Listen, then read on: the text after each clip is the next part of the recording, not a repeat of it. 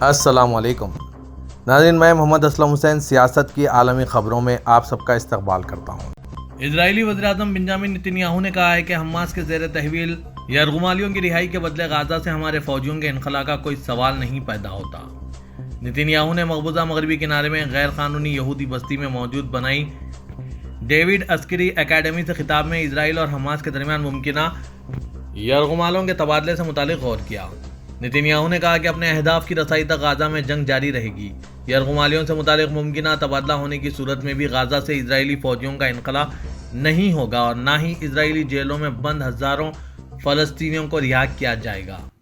वाज़ेह कि America, Qatar और मिस्र की सालिसी से 28 जनवरी को पेरिस में हमास और इजराइल के दरमियान यरगुमालों के तबादले और जंगबंदी से मुतालिक बातचीत के लिए मुलाकात की गई थी, लेकिन नेतन्याहू ने तो साफ लफ्ज़ों में कह दिया है कि यहाँ यरगुमालियों के तबादले की सूरत में भी इजरायली फौजियों का इनखला नामुमकिन है और ना ही इजरायली जेलों में बंद हज़ारों फ़लस्तीनियों को रिहा किया जाएगा।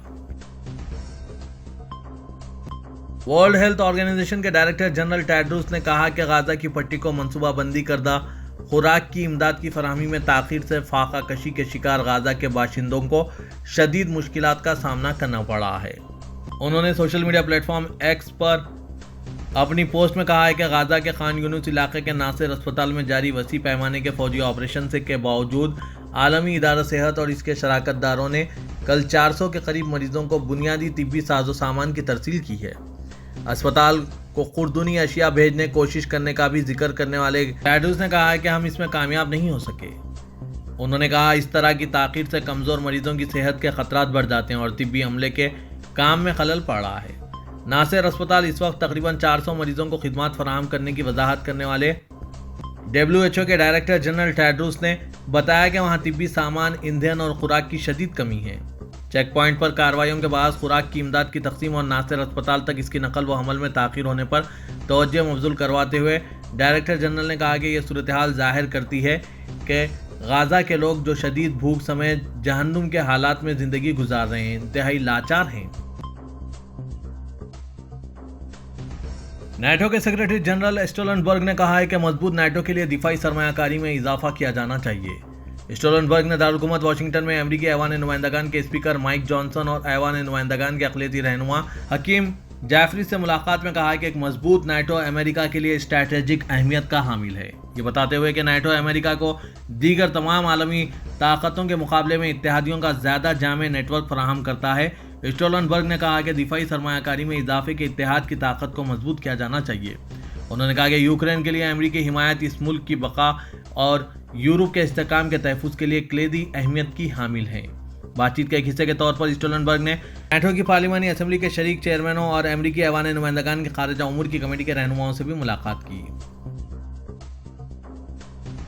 रूसी सदारती पैलेस क्रेमलिन के तर्जुमान पेस्कोव ने कहा है कि नाटो की फौजी मशक़ें रूस के लिए खतरा है। पेस्कोव ने दारुल-हुकूमत मॉस्को में ताज़ा मौज़ूआत के बारे में बयानात जारी किए।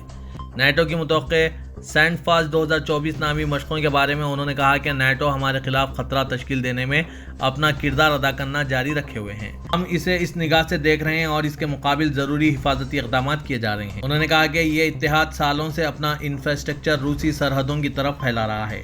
नाटो एक जंगी आला है जिसे अमेरिका इंतज़ामिया की तरफ से चलाया जा रहा है।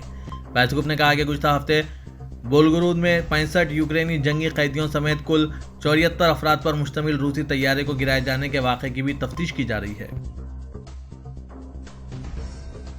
हमास का एक वफ्द हाल ही में फ्रांस के दारुल-हुकूमत पेरिस में मुनक़िदा मीटिंग के दौरान गाज़ा की पट्टी में जंगबंदी के फ्रेमवर्क मुआहदे पर बातचीत के लिए आज मिस्र का दौरा कर रहे हैं। फ़लस्तीनी राय ने नाम जाहिर न करने की शर्त पर बताया कि यह वफ्द दारुल-हुकूमत काहिरा में मिस्र की जनरल इंटेलिजेंस सर्विस के सरबराह अब्बास कामिल से मुलाकात करेंगे।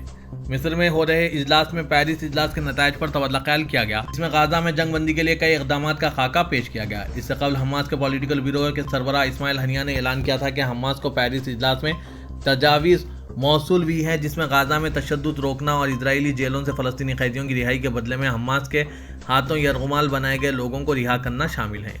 उन्होंने कहा कि इस तजवीज़ पर हमारा मौक़िफ़ गाज़ा के खिलाफ इजरायली जारियत को रोकने और गाज़ा की पट्टी से अफवाज के इनक़लाब पर मबनी है।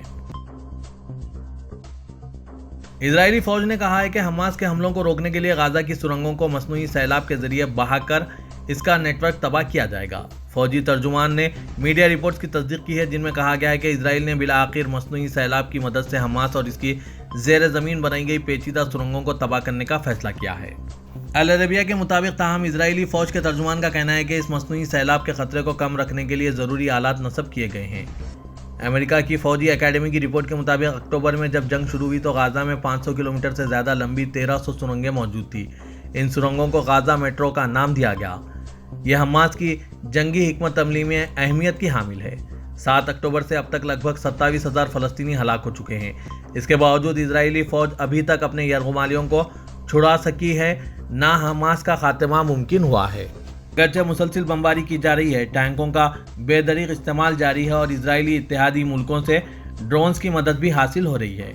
واضح کہ لگ بھگ 132 اسرائیلی یرغمالی اب بھی حماس کے قید میں ہیں۔ اسرائیل بے بس ہو چکا ہے، اس جنگ میں اپنا سب کچھ ہار رہا ہے، پھر بھی اپنی ضد سے باز نہیں آ رہا ہے۔ ملیشیا کی ریاست جوہر کے شاہ سلطان ابراہیم سکندر نے 5 سال کے لیے ملیشیا کے 17ویں بادشاہ کے طور پر حلف لیا ہے۔ سلطان ابراہیم سکندر نے آج قومی محل میں منعقدہ تقریب میں ملیشیا کے 17ویں بادشاہ کے طور پر اپنے عہدے کا حلف اٹھایا ہے۔ ان کی رسم تاج پوشی بعد میں ہوگی۔ تقریب حلف برداری میں وزیر اعظم انور ابراہیم اور دیگر کابینہ ارکان بھی شریک تھے۔ سلطان ابراہیم سکندر سن 1958 میں پیدا ہوئے جبکہ وہ 2010 سے ریاست جوہر پر حکومت کر رہے ہیں۔ سلطان ابراہیم ملک کی معیشت میں بھی کافی نمایاں مقام رکھتے ہیں، جن کا کاروباری حلقہ املاک سے لے کر ٹیلی مواصلات اور دیگر شعبوں تک پھیلا ہوا ہے۔ امیر کویت شیخ مشال احمد الجابر صبا کے دورے سعودی عرب کے اختتام پر سعودی کویتی مشترکہ اعلامیہ جاری کیا گیا۔ سعودی پریس ایجنسی کے مطابق مشترکہ اعلامیہ میں دونوں ملکوں نے باہمی تعاون کے فروغ اور یکساں پالیسیوں پر زور دیا۔ مشترکہ اعلامیہ میں دونوں ملکوں نے سعودی کویتی کونسل کے اجلاس پر زور دیا ہے جو رواں سال کے دوران کویت میں منعقد ہوگا۔ دونوں ملکوں نے غیر ملکی سرمایہ کاروں کو سہولت فراہم کرنے پر اتفاق کیا۔ توانائی کے شعبے میں تعاون کو فروغ دینے کے علاوہ اوپیک پلس کی کامیاب کاوشوں پر اطمینان کا اظہار کیا۔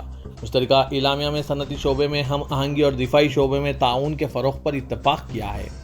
دونوں ملکوں نے عراق پر کویت کی خود مختاری کو تسلیم کرنے اور دونوں ملکوں کے درمیان بحری علامت 162 کی حد بندی کو برقرار رکھنے کا مطالبہ کیا۔ سعودی عرب اور کویت نے الدرا تیل کنویں کے متعلق فیصلہ کیا اور یہ پورا کنواں کویت کے بحری حدود میں آتا ہے اور اس کے علاوہ مشترکہ حدود میں جتنے بھی کنویں ہیں وہ سعودی عرب اور کویت کی مشترکہ ملکیت ہیں اور انہی دونوں کو ان سے فائدہ اٹھانے کا اختیار ہے۔ فلسطین کے معاملے پر دونوں ملکوں نے اپنی پریشانی اور فکر کا اظہار کرتے ہوئے اسرائیل کے وحشیانہ اقدام کی مذمت کرتے ہوئے جنگ بندی کا پرزور مطالبہ کیا۔ سعودی مجلس شورا کے سربراہ شیخ ڈاکٹر عبداللہ بن محمد آل شیخ نے بنگلہ دیش کی وزیر اعظم شیخ حسینہ واجد سے ملاقات کی۔ سعودی پریس ایجنسی کے مطابق شیخ ڈاکٹر عبداللہ بن محمد آل شیخ سعودی مجلس کے شورا کے وفد کے ساتھ بنگلہ دیش کے دورے پر ہیں۔ بنگلہ دیشی وزیر اعظم شیخ حسینہ واجد نے مجلس شورا کے سربراہ اور ان کے ہمراہ وفد کا خیر مقدم کیا۔ ملاقات کے دوران سعودی عرب اور بنگلہ دیش کے باہمی تعلقات کو وسعت دینے اور مشترکہ دلچسپی کے متعدد موضوعات پر تبادلہ خیال کیا گیا۔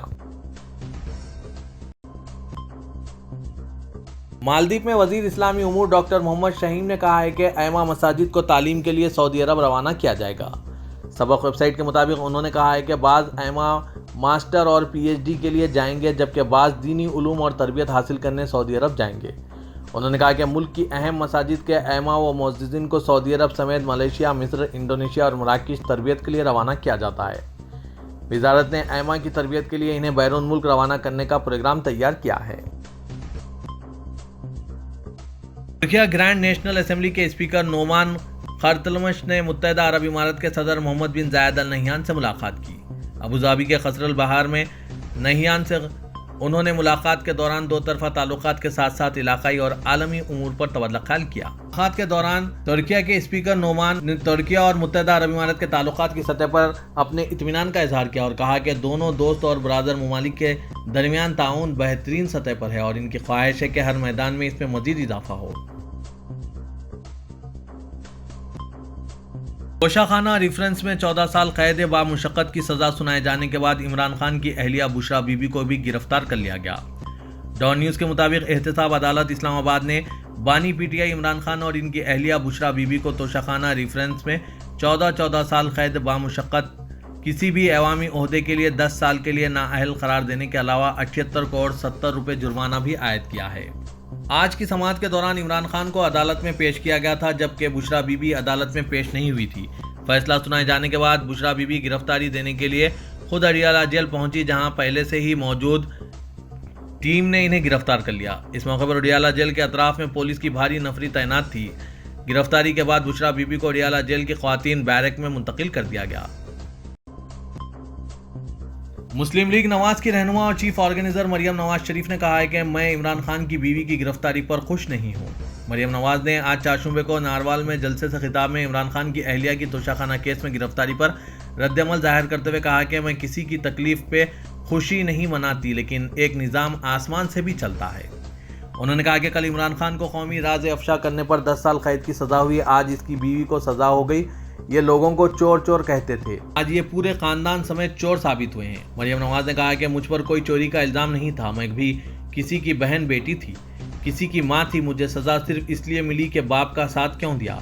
लेकिन बुशरा बीबी पर तोशाखाना से हीरे जवाहरात और घड़ियां चोरी करके बेचने का इल्ज़ाम था, जो आज साबित भी हुआ।